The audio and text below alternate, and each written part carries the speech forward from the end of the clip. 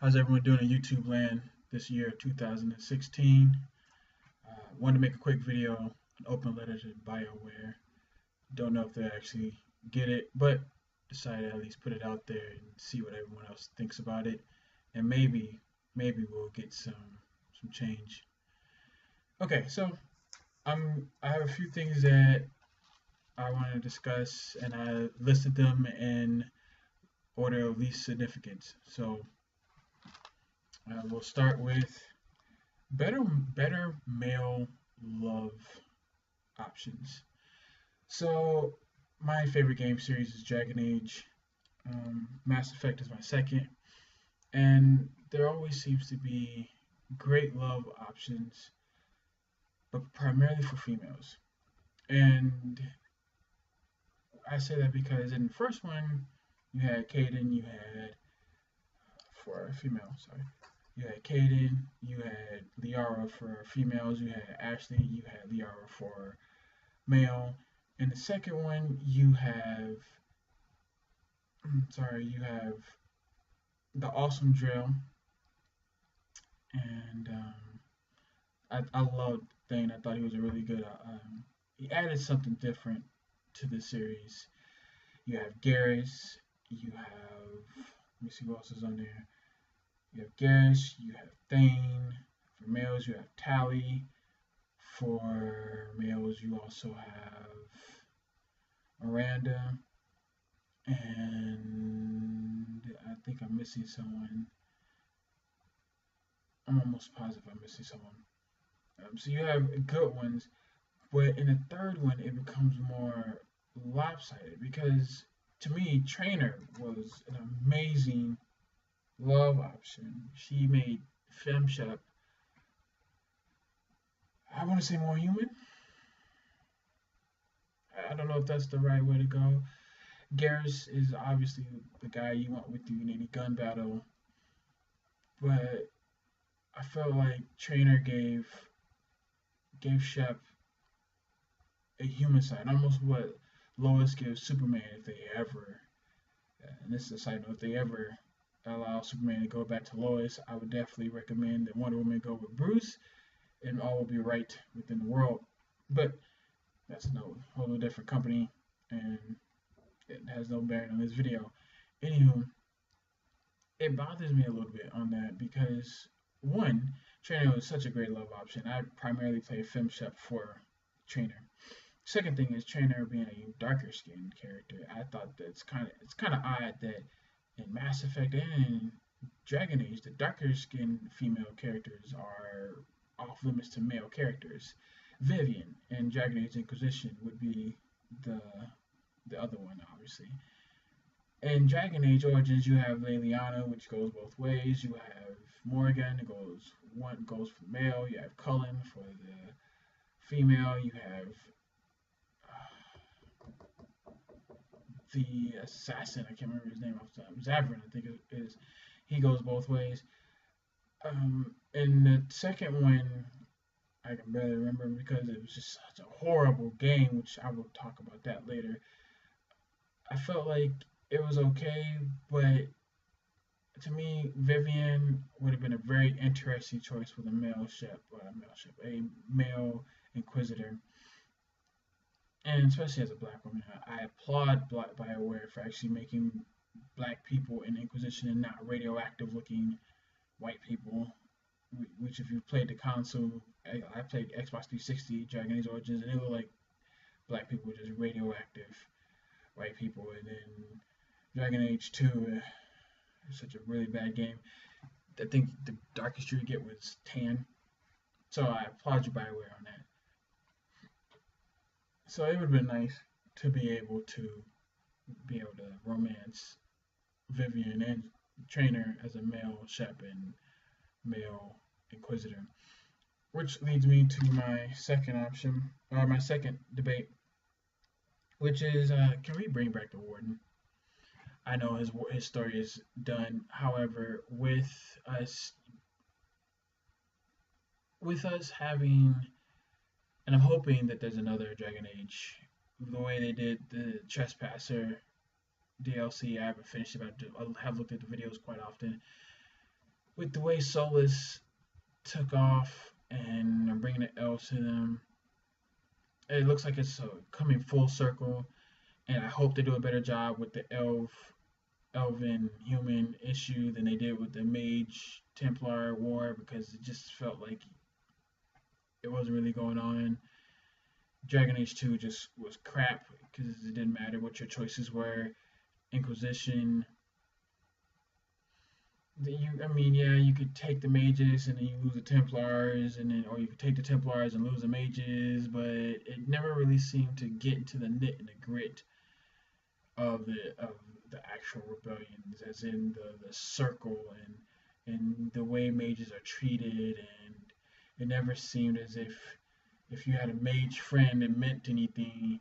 Your name, your power, it never meant anything. A mage warden didn't do anything, didn't mean anything on the greater consequences of the story. And so hopefully this elven human story arc that appears to be shaping up would be more fulfilling, more meat on the bones here. It has the potential. I mean, you have an enslaved, displaced people that have been shunned and treated like crap for centuries, and yet their magic and their ruins and their culture is what Thedas has been based upon, more so than Interventor Imperium, because Interventors use the Elven culture as their foundation.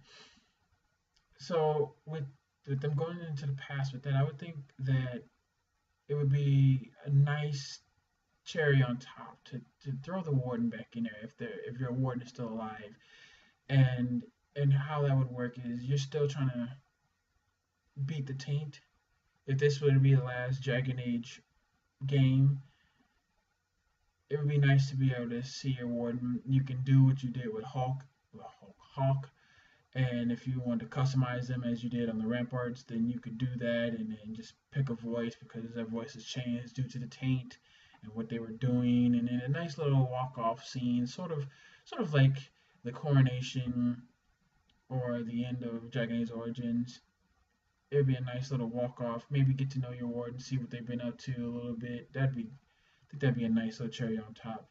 I understand there's probably some issues to that, but it'd be nice to do that. Which leads me to my third point, which is not on the sheet of paper, which is Bioware. You have a recurring issue. You will make an amazing game, Dragon Age Origins and Mass Effect 1 and 2. Amazing games. Absolutely fantastic. Replay value, you don't even finish the game before you restart it because you're having so much fun. And Dragon Age Origins, everyone I've talked to, if they like the game, you just keep restarting the game because you find out that one point that you put in the wrong spot changes everything, especially if you're a rogue. And the classes are amazing, and you find out that you can do certain things if you play it right, and every choice means something, and that is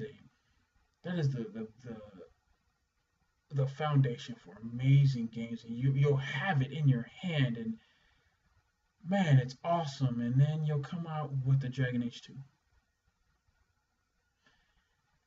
or you'll come out with Mass Effect ending on Mass Effect 3. I mean, perfect lead up, perfect game. Everything's going great, except for Mass Effect not continuing on the Mass Effect 2 romances appropriately. I mean, Jack, Miranda, Tally, Garrus is the only one who comes in right off the bat almost, and it's disheartening playing the game because you have to wait halfway through the game to get to Tally, and then Miranda and Jack, and you lose Jacob right immediately because he's with Bryn, so that's garbage. And then you lose Thane halfway through, and I mean it's a touching moment. Touching moment. But you it's obvious that Liara was the default romance, and that's crap. And then Ashley and Caden make you just want to slap the piss out of them for questioning you about Cerberus when you've clearly been in lockdown. But that's how it is, I guess. Your DLCs are awesome, but you have an amazing game, and then you'll go and do a head-scratching action such as again Dragon Age 2, where it was clear that the content was not built to be a game, and they make it a game, and it's just crap. You can barely get through it. And for me, in Origins, your best part were the origin stories. I mean, if you're a female city elf, I mean, you hate human beings. I mean, you're about to get raped for being an elf, and that's horrible. And you go through the game really hating this person. Or if you're a Kuzlin, you hate Arlen Howe with such fervor. Or you're portrayed by your brother as a dwarf. You're set up by one brother to kill another brother, and then you have to beg the brother to set you up to help you with your child, and then you meet your second and dinner him, and I mean, it's such a compelling story, your origins, and it grips you from the moment you start playing. And then you go with Hawk, where the game sucks. You have no real attachment to Hawk. Inquisitor, you have no real attachment. You know nothing about the Inquisitor really, besides I think he's a Chevalian. There's really no character development in either Hawk or in Inquisitor. They don't change. You don't grow with them. I mean, you go from using the mark to close rift to rift magic, and you make some moral choices, but it's not like Origins where you impact the story. I mean, if you're the Kuzlin, then you go to Orzammar and you find out that there were two dwarfs that died.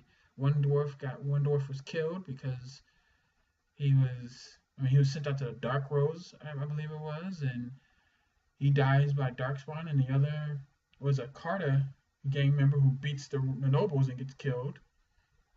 Or the mage probably dies. I think the mage dies because of the harrowing. And then the city elf gets raped, and then you have the Dalish elf dies because Duncan isn't there. So every choice matters in some way, shape, or form, but it doesn't matter in Dragon Age 2 and Dragon Age Inquisition. It just doesn't matter as much. And if you could go back to the origin stories, even with Mass Effect 1, you pick your origin story, and you pick it again with each Mass Effect if you're starting anew. And then with Genesis, that again, you build roots in the character because you decided where they come from and how they are, who they are, and it just helps grip you into their story a little bit more. You're more invested in, and that's why so many people are so upset about Mass Effect, because you're so invested. You played 3 games as this one character, and then he or she has a very uncharacteristic death. And I would argue that if you did the same thing in Dragon Age, you'd be the same. I don't quite agree with 3 different characters, but if you have 3 different characters we've seen in the last games, in Hawk, why not bring back the Warden? Nonetheless, that brings me to my 4th one. My 4th point is really simple. Bring Shep home. Now, I understand you're working on Mass Effect 4, aka Mass Effect Andromeda, with essentially nothing carries over, apparently. Well, some things carry over. It's Ryder, and these are just all speculation and things that have been put out. Because again, it's the 17th of January 2016. The game's not out for probably another 8 to 10 months. But bring Shep home. You created an extended ending, a DLC, extra content to where if you have a perfect ending, Shep takes a gasp.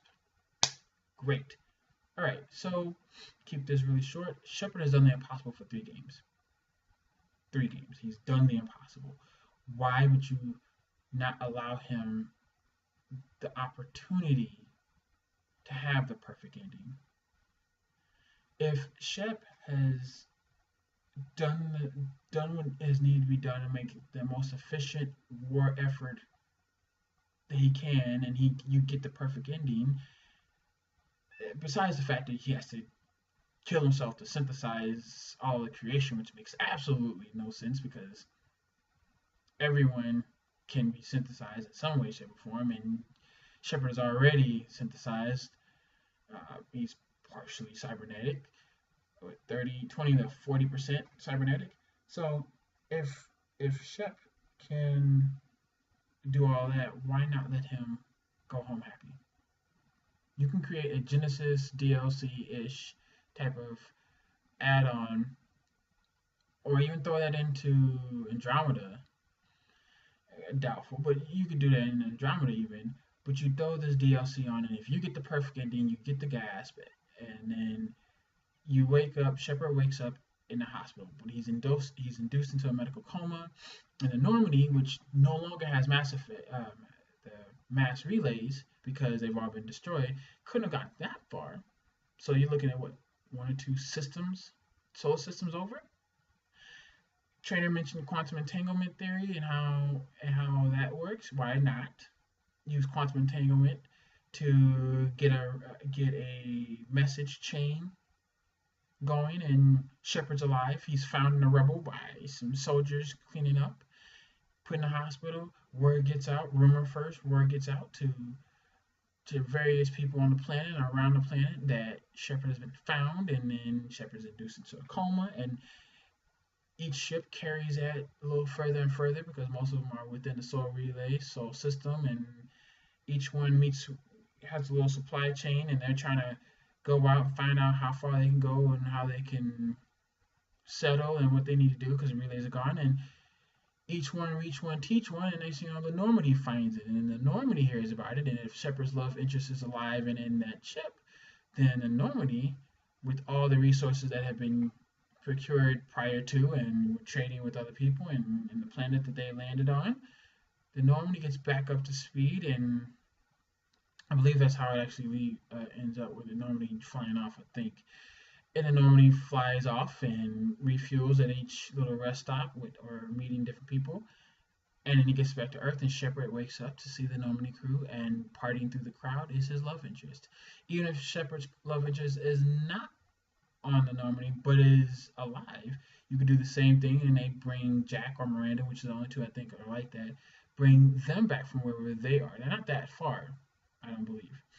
So you bring them along, and he wakes up, and then it could be either narrated by Shepard or the love interest or a reporter, sort of like a radio announcement or a newspaper clipping where you show Shep getting married and with the whole crew there, and if it's Liara, he's moved into a house with picket fence and or trainer and I know with Liara the little blue children, and with Tally setting up to go back to Rannoch, and with Jack he's seen taking shots or doing training at a school maybe, or with Garrus, if it's a she, then they're at a bar hanging out, or things like that.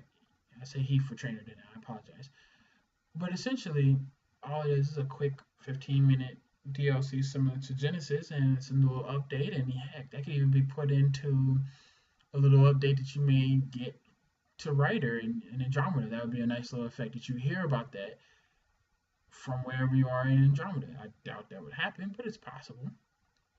And the reason why I say you can do it is because you have the story of the Shepherd right at the end of the game. So why not have the ending and how he lived and died, and I just lived and was happy. If you get the perfect ending, I understand it kind of would be a little difficult, I guess, but at the same time, I think Bioware could definitely do that and in Shepard's story the way it deserved to be end. Shepard did the impossible for 3 different games. Why not have Shepard do the impossible one last time? Oh wait, you did with that ending. He lives through all of that. So why not give him the happy ending he deserves if he made it? I mean, he's a soldier. Bring the soldier home. Bring him home. Bring him home, and if he's able to get back to his family or to his loved one, his crew, bring him home.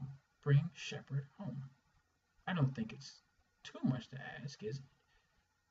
Either have that running through Andromeda, or the news that he's been brought home or what's going on with him, or you could have a newspaper or radio or even just comic strip DLC. Just bring Shepard home. He's earned it.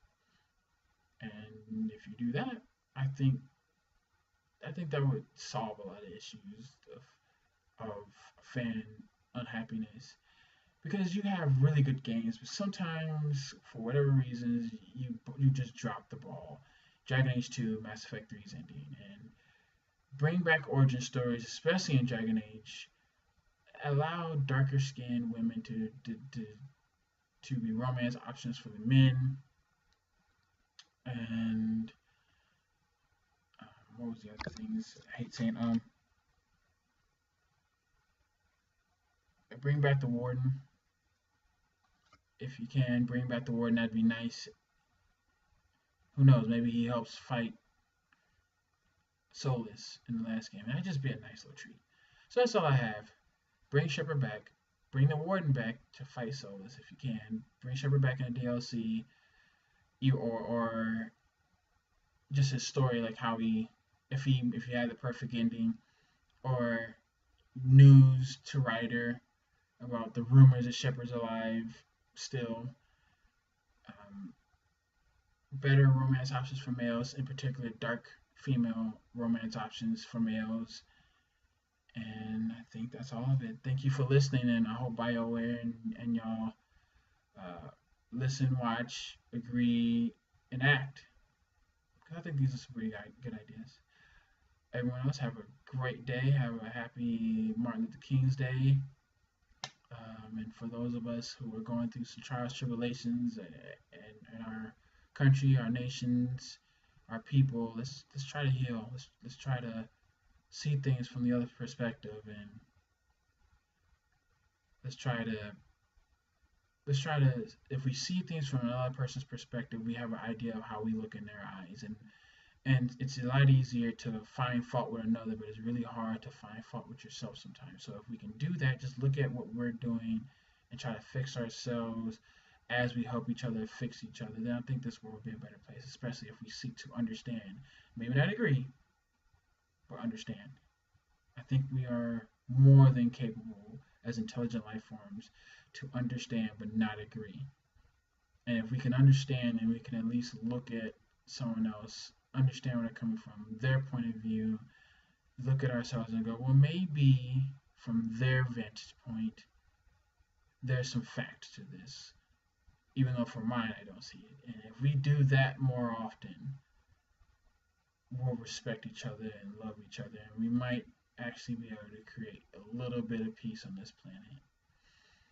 Won't be perfect. It won't be perfect, but we can do it. And just try to keep that in mind on this Martin Luther King's Day. Thank y'all. Have a good night. Can't see.